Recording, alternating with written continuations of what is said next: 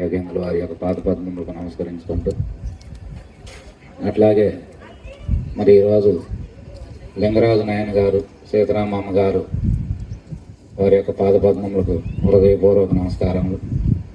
ఇక్కడున్న గురువులకి, పెద్దలకి, భక్తులకి అందరికీ కూడా హృదయపూర్వక నమస్కారాలు తెలియజేస్తూ, మనకు ఒక్కోసారి బాగా చేస్తే బాగున్నట్టుగా అనిపిస్తుంది, ఒక్కోసారి మౌనం చాలా హాయిగా ఉన్నట్టుగా అనిపిస్తుంది. నాకు రాగానే మౌనం హాయిగా ఉన్నట్టుగా అనిపించింది. ఎందుకంటే ఆయనతో మనకున్న బంధం ఏంటంటే అది మాటల్లో కాకుండా మౌనం ద్వారా కూడా దాన్ని మనం అనుభవించవచ్చు. అందుకని వాళ్ళతో ఉన్నటువంటి బంధం దగ్గర మాకు 25 సంవత్సరాలు బంధం. మేమే అమ్మ దగ్గరికి వచ్చినప్పుడు చాలా చిన్నపిల్లలాగా, అంటే పిల్లలు పుట్టినా కూడా చిన్నపిల్లలాగా ఉన్నాం. అట్లా ఉంటాం మేము. పర్సనల్గా రావటం, కలవటం, అట్లా అనేక రకమైన కార్యక్రమాలు ఇవన్నిటితో మాకు బంధం మొదలైంది. మా గ్రామానికి రావటం, మేము ప్రతిదీ ఏదో తల్లి కొడుకుల్లాగా మా బంధం. ఆధ్యాత్మిక జీవితానికి పల్నాడు ప్రాంతంలో మా గురువు గారి తర్వాత ఒక రకంగా బాగా ఇష్టపడే వాళ్ళలో అమ్మ కూడా మాకు బాగా సహచర్యంగా ఉండేది. అన్ని కార్యక్రమాల్లో మేము కలిసి చేస్తూ ఉండేవాళ్ళం. ఇట్లా మరి ఎన్నిసార్లు మనం చెప్పుకున్నా కూడా సత్యం అనేది ఒకటి ఎప్పుడు మనం భగవద్గీత ద్వారా అమ్మ నోటి అంటే మనం 100,000 సార్లు వినుంటాం. ఎందుకంటే పుట్టినవాడికి మరణం తప్పదయా, మరణించిన వాడికి జన్మం తప్పదు, అనివార్యమైనటువంటి ఈ విషయం గురించి శోకింపదగదు. ఇది ఎంత ప్రమాణం అంటే ఇక దీనికి మించి ఇంక చెప్పడానికి ఏమి లేదు. దానికి అందరం లోబడి కట్టుబడి జీవించాల్సిందే. అలాంటి మరి భగవద్గీత వచనం మనం చదివినా కూడా ఇప్పుడు మనకి సహజంగా ఏంటంటే మళ్ళీ ఆయనతో ఉన్న బంధం ప్రకారం మరి భగవానుడు చెప్పాడు మీరు దుఃఖించొద్దయ్యా అని. కానీ మనకి ఎంతో కొంత మనసులో బాధ కలుగుతూనే ఉంది, దుఃఖం కలుగుతూనే ఉన్నది, ఇవన్నీ కలుగుతూనే ఉన్నాయి. కారణం ఏమిటి అనేది మనం పరిశోధన చేస్తే సృష్టి కార్యం అంతా కూడా ఒక సుఖదుఖాలమయంగా, రాగద్వేషాలతో, ఈర్ష్య అసూయలతో, ఇట్లా ఇవన్నీ కలబోసినటువంటి ప్రేమతత్వంతో ముడిపడి, ప్రేమ అనే లింకుతో ముడేసి ఉంటుంది. అందుకని అవి ఏమి లేకపోతే జీవితం పెద్దగా రుచి ఉండదు. ఇప్పుడు మనం వంటలో కనుక చూడండి, అనేక రకమైన పదార్థాలు వేసి మనం వంట తయారు చేసుకున్నట్లుగా ఈ సృష్టి కార్యం కూడా అనేక రకమైనటువంటి పుట్టుకలు, చావులు, అనేక ఈర్షలు, వసూయులు, కోపాలు, ద్వేషాలు ఇవన్నీ కలబోస్తేనే సృష్టి అంత అద్భుతంగా, అందంగా ఉంటుందని చెప్పి మహాత్ములు, కృష్ణుడు లాంటి వాళ్ళు ఫైనల్గా చెప్పే మాటలు అయ్యన్నమాట. ఇక మామూలు కిందకు వస్తే మనకేంటంటే బంధాల ప్రకారం బాధపడాలి, ఏడవాలి, నవ్వాలి, మనం గొప్పగా కీర్తించాలి, కొంతమందిని అవమానపరచాలి. ఇవన్నీ ఏమిటంటే పాత్రలు, వాటి ధర్మాలు.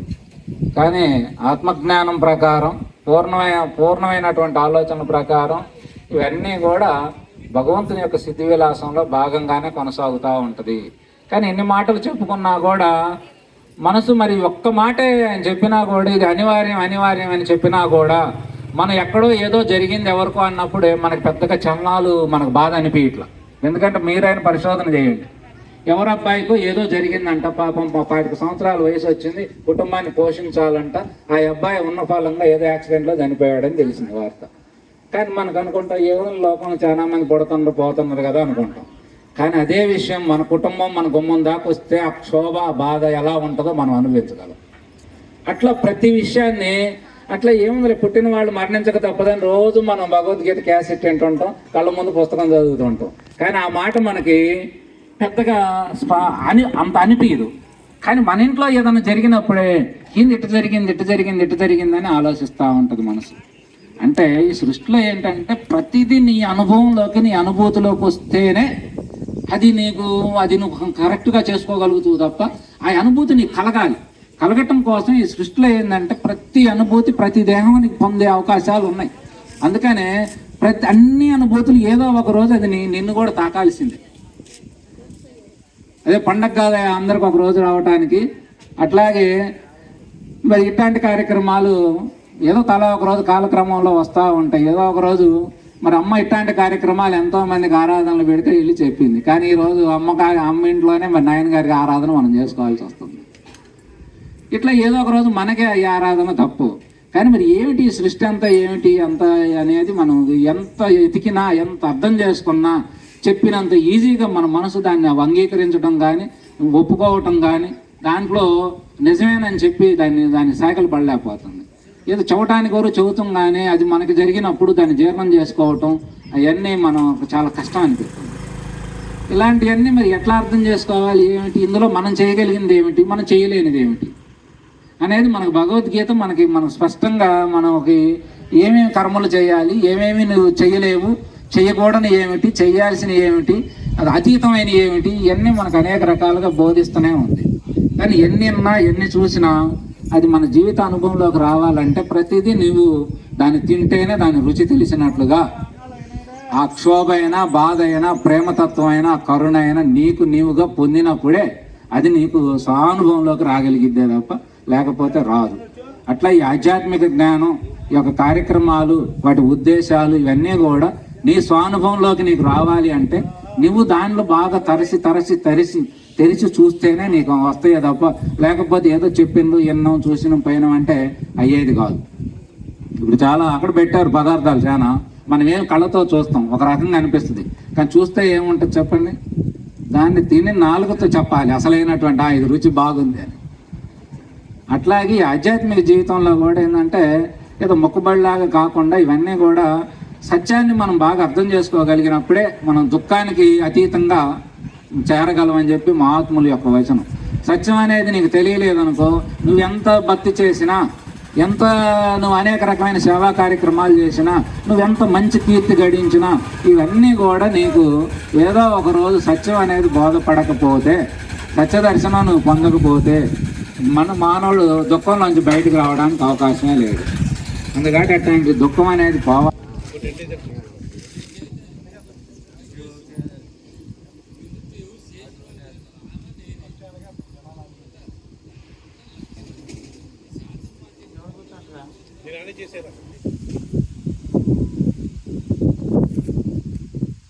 మన సత్యనారాయణ గారు చెప్పే మాట ఏంటంటే, దానికి కొంచెం చెప్పే విధానంలో ఏంటంటే ఒక్కొక్క మాట అదే, కానీ ఒక్కొక్క మాటను 10 రకాలుగా వ్యక్తపరచవచ్చు.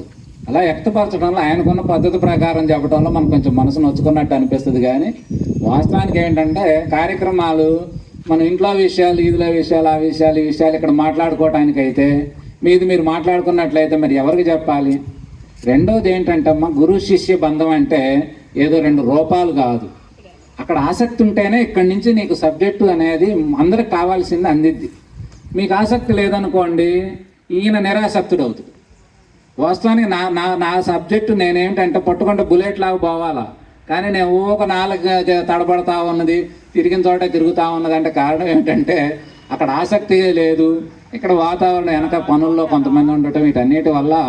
ఎందుకంటే మనకెప్పుడు వినేవాళ్ళు, ఎందుకంటే మహాత్ములు ఇప్పుడు బ్రహ్మంగారు, సిద్ధయ్య ఎంతమంది, వాళ్ళిద్దరే కూర్చొని అద్భుతమైన సృష్టి రహస్యాలన్నీ తెలుసుకున్నారు. కృష్ణార్జునులు ఎవరు? వాళ్ళిద్దరే. కొన్ని వేల మంది యుద్ధం జరుగుతున్నా వాళ్ళిద్దరు ఈయన వింటున్నాడు, ఆయన చెప్తున్నాడు. అంతా 2-2.5 గంటల్లో భగవద్గీతను చక్కగా అందించడం జరిగింది. ఇన్నే దాంట్లో ఎంత శ్రద్ధ, అందుకనే మనకు శ్రవణాదులు, శ్రద్ధగా వినాలి, విన్నదాన్ని మననం చేయాలి, మననం చేసిన దాన్ని దీర్ణం చేసుకోవాలంటే ఆచరణలో పెట్టాలి.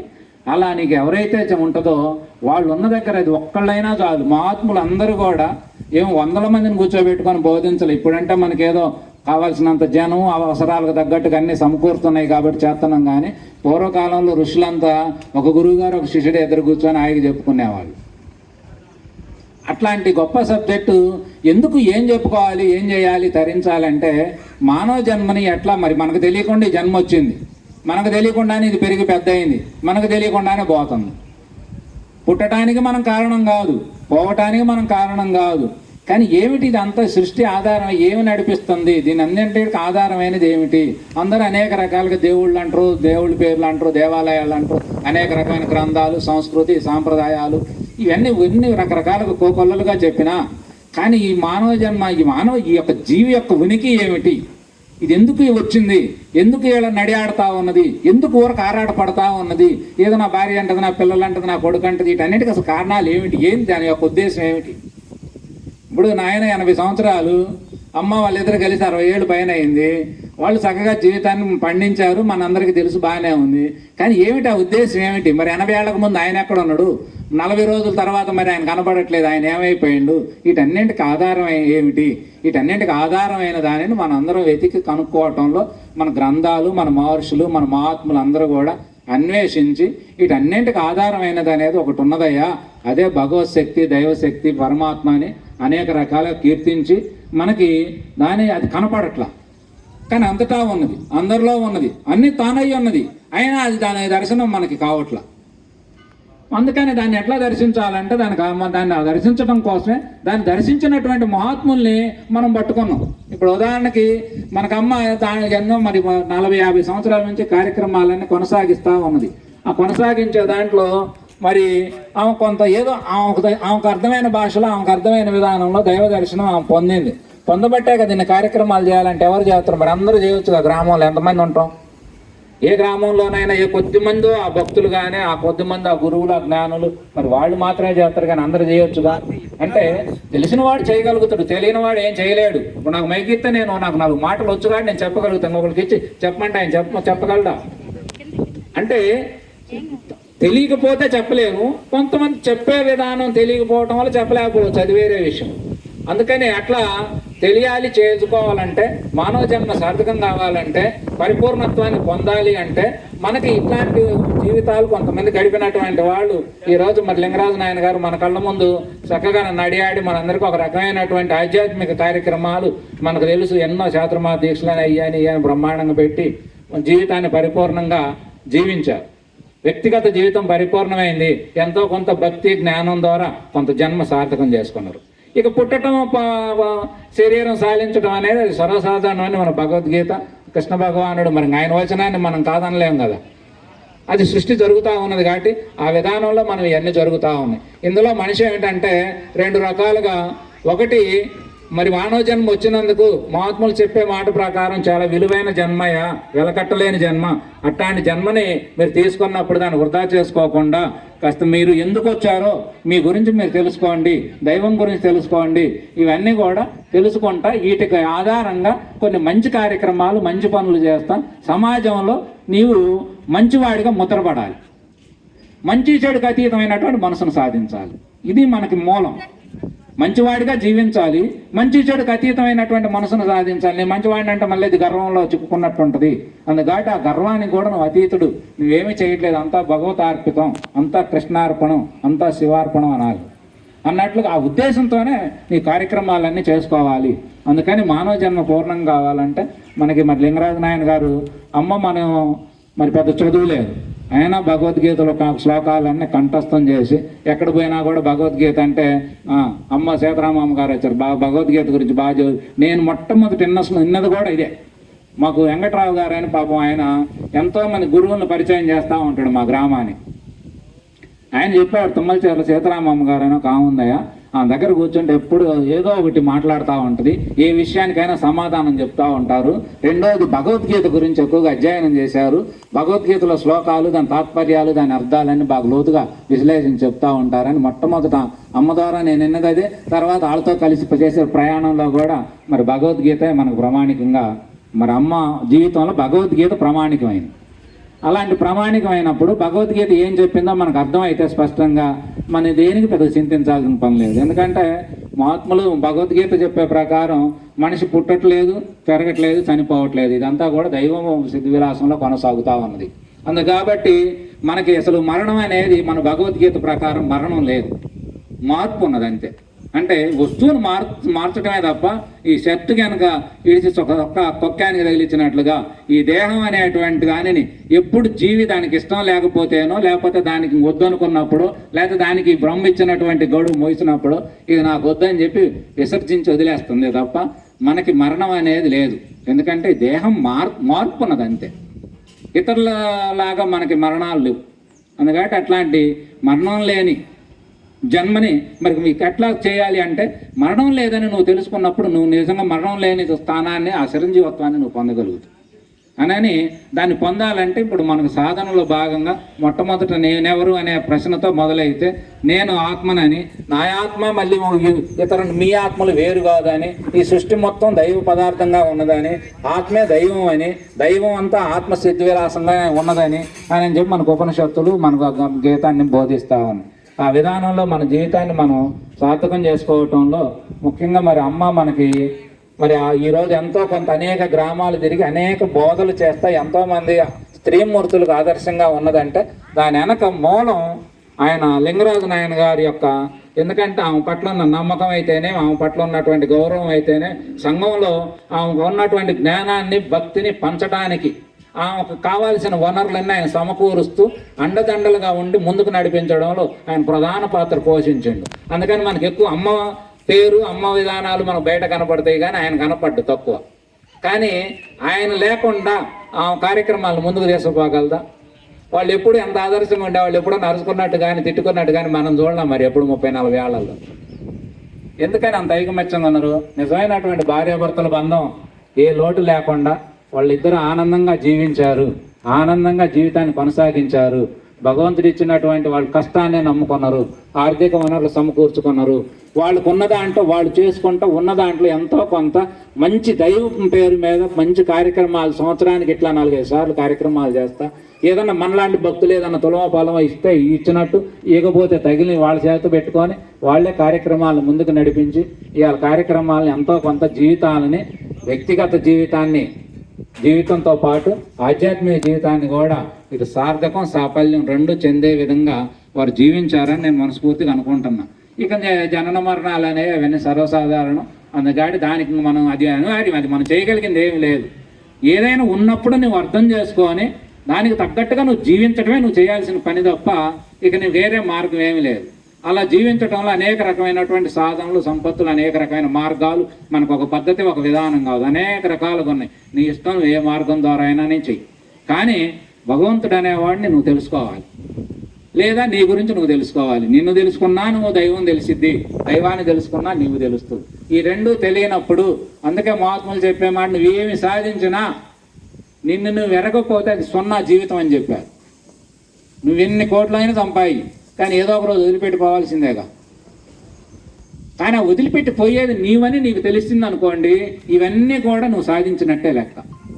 అందుకని ఏమి సాధించకపోయినా నిన్ను నువ్వు సాధించగలిగితే, నిన్ను నువ్వు తెలుసుకోగలిగితే, దైవాన్ని తెలుసుకోగలిగితే అది గొప్ప.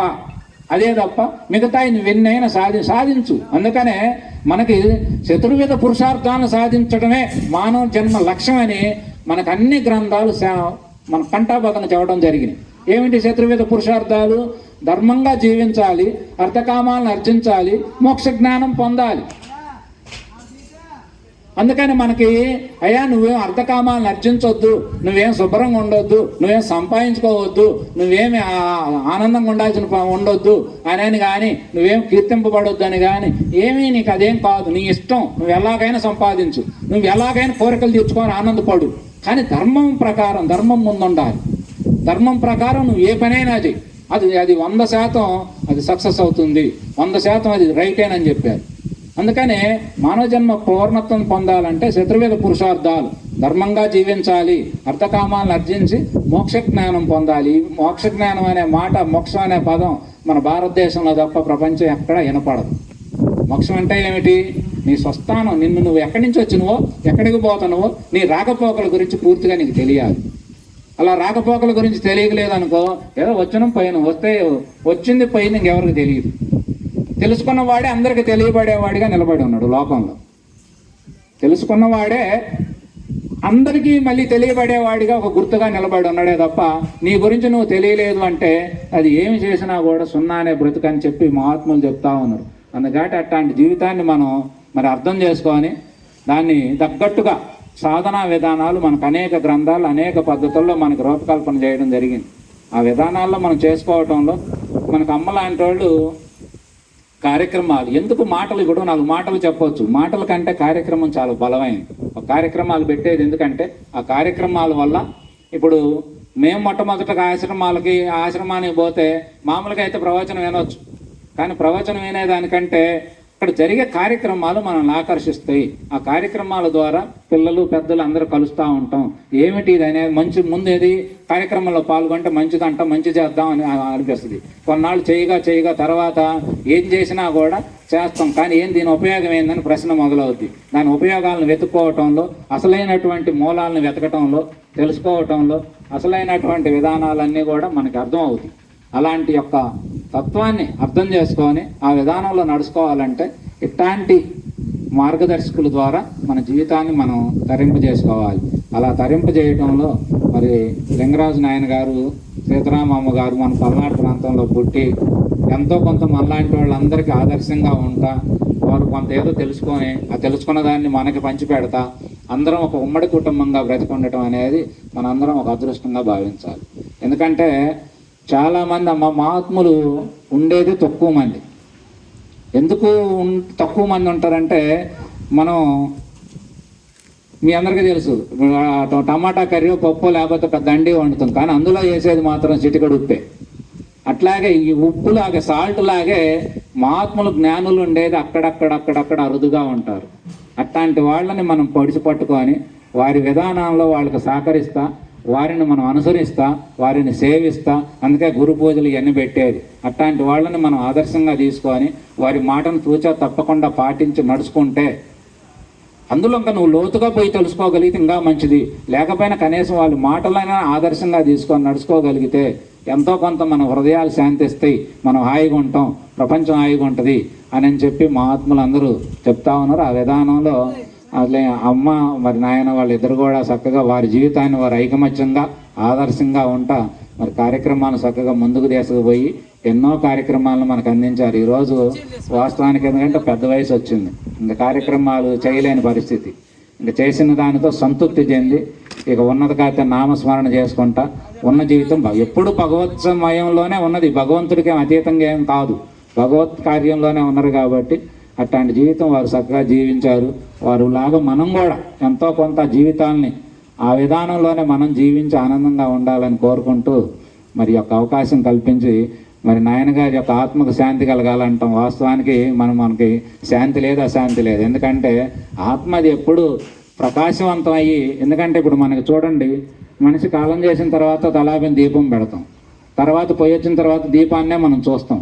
అంటే ఏమిటి, ఆ దేహంలో ఉన్నటువంటి ఆ జీవి అది జ్యోతి స్వరూపంగా మారింది. అంటే జ్యోతి కూడా కాదు, కాకపోతే ఏదో ఒక గుర్తుండాలి కాబట్టి జ్యోతిని మనం ప్రధానంగా పెట్టుకుంటాం. అది శూన్యం అని కూడా చెప్పాలి కాదు. అట్లా అంతటా వ్యాపించున్న దాంట్లో ఆత్మ పరమాత్మ వేరు కాదు, కానీ ఆత్మ పరమాత్మలో కలిసింది. అంటే విడిపడ్డట్టుగా ఉన్నది జీవి, మళ్ళీ అది అందులో కలిసింది. అందులో కలిసిన తర్వాత ఏమిటి, ఇక దానికి దీనికి భేదం లేదు. ఇప్పుడు ఒక గ్లాసు నీళ్ళు తీసి నాకు గ్లాస్ ఇచ్చారు, ఈ గ్లాస్ తీసుకుని మళ్ళీ బిందెలో పోసామనుకోండి, మళ్ళీ గ్లాసు నీళ్ళు ఎక్కడ ఉన్నాయి, లేవు, అది బిందె నీళ్ళుగా మారింది. అందుకనే భగవంతుడు ఇప్పుడు లింగరాజు నాయనగా సాక్షాత్ భగవంతుడు, ఆయన భగవంతుడు అయిపోయింది. ఆయన భగవంతుడు అందులోంచి విడదీసేది ఏం లేదు. మరి ఏమిటయ్యా అంటే ఆయన నడియాడినటువంటి ఏదైతే కొన్ని ఆదర్శాలు ఉన్నాయో అది మంచా చెడా, అందులో ఏమున్నాయి, ఎవరెవరికి ఏ పరిచయాలు ఎలాంటి బంధాలు ఉంటాయి, ఆ బంధాల గురించి ఆ పాత్రల గురించి చెప్పుకోవటమే కానీ అది భగవత్ స్వరూపంగా మారిపోద్ది. మనది ఈ సృష్టి అంతా కూడా అందుకే మనకి పూర్ణమదం పూర్ణమిదం పూర్ణాత్ పూర్ణముదస్యతే అనే శ్లోకం అది హైయెస్ట్, దాన్ని మించిందే లేదు. ఎందుకంటే గ్రంథాల సారాంశం అంతా శ్లోకంలోనే ఉన్నది. ఇదంతా కూడా పూర్ణమై ఉన్నది, ఇదంతా భగవత్ స్వరూపం అయి ఉన్నది. అందులో నుంచి కోకొల్లలుగా సృష్టి అంతా వెలువడుతూ ఉన్నది. కానీ ఎంత వెలువడినప్పటికీ ఆ సృష్టిలో తరగట్లేదు. సముద్రంలో నీళ్లు కనుక ఎంత తోడినా తరగనట్లుగా ఆ సృష్టి అనేది తరగట్లేదయా. ఎన్ని జీవులు పోయి మళ్ళీ అందులో కలిసినా ఆ సృష్టి పెరగట్లేదు. అందుకని అది ఎప్పుడు పూర్ణమయమై ఉన్నది. అట్లాంటి పూర్ణమైనటువంటి సృష్టిని మన వాళ్ళు చక్కగా గుర్తించారు, మనకు అందించారు. అట్లాంటి పూర్ణతత్వాన్ని అర్థం చేసుకొని ఈ జీవి అనేది మనకు అసలు మరణం అనే దాంట్లో మనం ఎందుకు భయపడతామంటే తెలియపోవటం వల్లే. ఎందుకంటే ఇప్పుడు తుమ్మల చెరువు మనకు తెలుసు, ప్రయాణం భయం ఉండదు. అదే హైదరాబాద్ ఆయన రావాలనుకో 100 సార్లు మనకు ఫోన్ చేస్తాడు, ఏమంటే ఎక్కడికి రావాలి, ఎక్కడికి వచ్చును, మేము ఎక్కడ దిగాల, మీరు ఎక్కడ ఆగాల, ఎక్కడ దిగాలని మనకు ఫోన్ చేస్తాడు. ఎందుకని ఆయనకి తెలియదు. తెలిస్తే డైరెక్ట్ బండి వేసుకొని అక్కడికి వచ్చినాం, కాసేపు ఉంటాం, వెళ్ళిపోతాం, చూసుకొని పని. అంటే తెలియటం తెలియకపోవటం. అందుకనే మనకి మరణం అనే దాంట్లో మనకు అన్నిటికంటే భయం కలిగించేది ఏమిటంటే మరణం ఎందుకు భయం కలిగిస్తుందంటే మనకు తెలియదు. ఎక్కడి నుంచి వచ్చామో మళ్ళీ తిరిగి ఎక్కడికి వెళ్తామో మనకేం తెలియదు. తెలియపోవటం వల్లే మనకి భయం అనేది కలుగుతూ ఉన్నది. కాబట్టి అందుకనే తెలిసింది అనుకోండి భయం లేదు. భయరహితుడు కావాలి. భయరహితం కావాలంటే నీకు దాని గురించి ఈ యొక్క పూర్ణతత్వాన్ని నువ్వు అర్థం చేసుకోగలిగితే ఇదంతా కూడా దైవ స్వరూపమే, దైవంలో నుంచి వెలువడింది, తిరిగి మళ్ళీ దైవంలోనే కలిసింది. అంటే ఎక్కడి నుంచి వచ్చిందో అక్కడికే పోయింది అని చెప్పి అర్థం చేసుకున్నప్పుడు ఇదంతా భగవంతుని యొక్క సిద్ధి విలాసంగా మనం భావించినప్పుడు, అందుకని పూర్ణతత్వం కృష్ణుని యొక్క జీవితం మొత్తం పూర్ణతత్వంగా ఉంటుంది. అందుకని ఆయన జీవితంలో అన్నీ ఉంటాయి. ఇది ఉంది ఇది లేదంటానికి ఏం లేదు. అందుకని పరిపూర్ణ అవతారం అయినటువంటి కృష్ణావతారంలో మనకి అంత పూర్ణంగా కనపడే, అందుకని ఆయనకి ఏది తప్పులు లేవు, ఒప్పులు లేవు, మంచి లేదు, చెడు లేదు, అంతా ఆయన సిద్ధి విలాసంగా ఆనందంగా కొనసాగాడు.